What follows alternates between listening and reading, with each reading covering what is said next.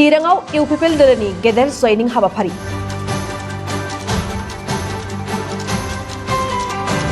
Lobe lobe रायजो राजाफोरा इउपिपिएलखौ हेफाजाब होनो ओंखारबोदों।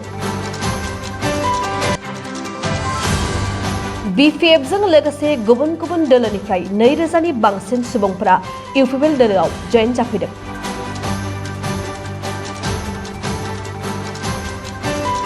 जिथाम नं चिरां ब्लक इउपिपिएलनि बानजायनायाव दिनै बामोनगावनि गेलेग्रा फोथाराव इउपिपिएल राजखान्थि दोलोनि मोनसे गेदेर जयनिं हाबाफारि खुंनाय जादों।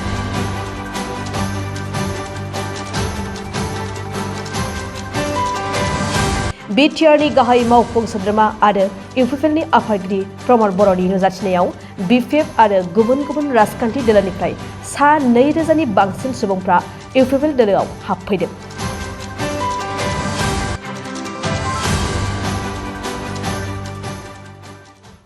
आयोजन करिছে ইয়াত বিশেষকৈ 2100তকৈ অধিক বিপিএফৰ নেতা কৰ্মী বিলাক আমাৰ দলত যোগদান কৰিছে আৰু ইয়াৰ বাহিৰে বেলেগ বেলেগ দলৰো আহিছে।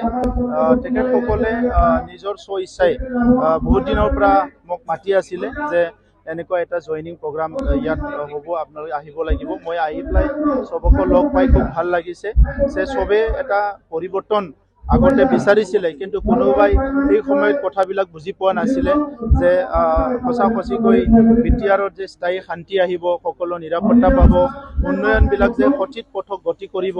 আজি এই গোটেই পৰিৱেশটো দেখিবলৈ পাই সকলো আনন্দিত হৈছে আৰু আজি আমি ইউপিপিএল দলত তেখেতসকলক আদৰি লৈছোঁ।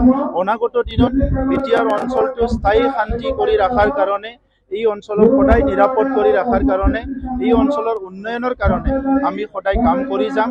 যিখিনি কাম কৰিছে ৰাইজৰ আশীৰ্বাদ আৰু ৰাইজৰ মৰমটো লৈ ইয়াতকৈ আৰু অধিক গতিত আমি কাম কৰিম। আৰু আজিৰ তাৰিখত ক'ব পৰা হৈছে যে কোকৰাঝাৰ লোকসভা সমষ্টিত এটা অভিলেখ সৃষ্টি কৰি আমাৰ মিত্ৰজোঁটৰ যিটো প্ৰাৰ্থী হ'ব তেখেতে অভিলেখ সৃষ্টি কৰি অহা লোকসভাত জিকিবলৈ গৈ আছে। কোকৰাঝাৰ লোকসভা সমষ্টিত মানে শুনিবলৈ পোৱা গৈছে যে ইয়াতে বিজেপিৰ প্ৰাৰ্থী প্ৰদান কৰিব আৰু ইউপিপিএল এজনক দৰং ওদালগুৰি দিয়া হ'ব। নাই, এনেকুৱা একো আলোচনা হোৱা নাই। আমি কম দিনৰ ভিতৰতে আলোচনা হ'ব, তেতিয়া আপোনালোকক জনাই দিম। আজি কিমান মান জইন কৰিলে?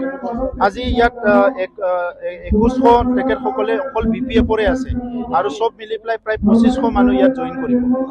আজি অসম সাহিত্য সভাৰ পৰা এটা প্ৰতিনিধি দল আপোনালোকৰ আহিছিলে যে বড় বিটিএডি অঞ্চলত অসমীয়া ভাষা যথাযথ মৰ্যাদা হোৱা নাই বুলি এটা অসম সাহিত্য সভাৰ প্ৰতিনিধি দলৰ টিমৰ লগত মই কথা পাতিছোঁ।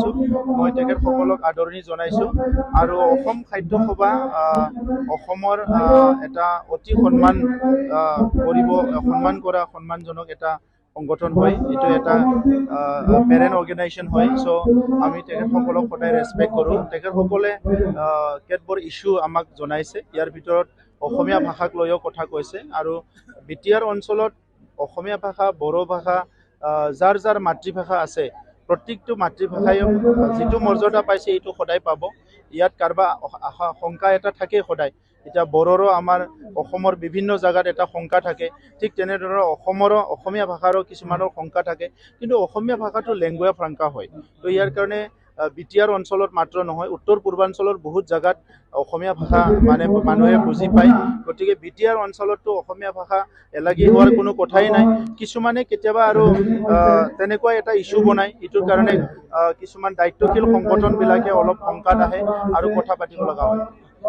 এটা সৰুকে প্ৰশ্ন কৰিছোঁ, কোকৰাঝাৰ লোকসভা সমষ্টিত এইবাৰ প্ৰতিদ্বন্দ্বিতা কাৰ মাজত হ'ব বুলি আপুনি ভাবে? এইবাৰ কোকৰাঝাৰ লোকসভা সমষ্টিত কোনো প্ৰতিদ্বন্দ্বিতা নাই। আমাৰ মিত্ৰজোঁটৰ প্ৰাৰ্থী বহুত ভোটৰ ব্যৱধানত জয় হৈ আছে।